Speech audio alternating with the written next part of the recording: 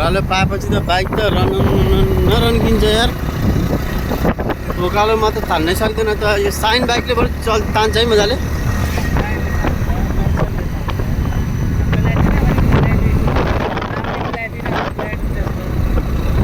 Bike पनि प्लाटिना पर 100 सीसीको के गरे तान्न गाह्रो छ। यहाँ बाटो निर्माण हुँदैछ, बाटो बनाउँदैछ। हामी चाहिँ अब लाग्यो मास्तिर लाग्दैछौँ। डाँडा काँडा हरियाली।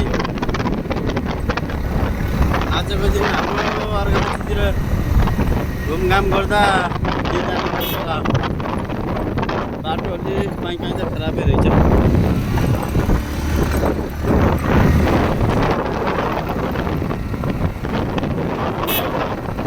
फोटो खिच्दैन हामी है कहीँ पनि यसो उभिएर। अहिले खिचौँ ल त्यो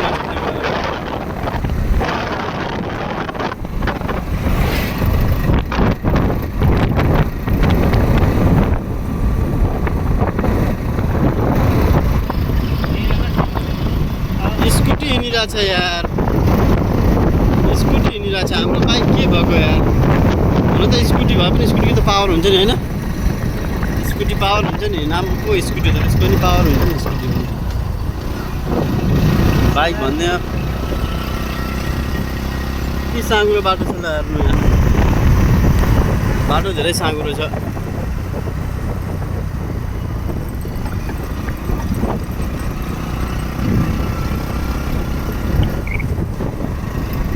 कहीँ बाटो बिचमा बाटो बनाउँदै रहेछन् होइन।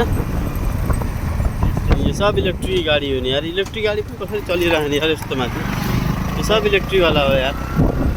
ओह्रालो तानै छ है, त्यही अनुसारको दिन्छ है। आम्मा कत्रो ठुलो ढुङ्गा हो। यो गाडी आउँदैछ। पाहाडमा चल्ने भनेको यही बोलेरो हो। अरू त बस पनि चल्छ क्या, धेरै मात्रामा बोलेरै चल्छ क्या। विङ्गर भन्दा नि बोलेरो चल्छ हेर। आम्मामा कत्रो ठुलो ढुङ्गा छ। यहाँ खिच्दा होला कि यस्तोमा नै साइडमा लाएर फोटो खिच्नु पऱ्यो।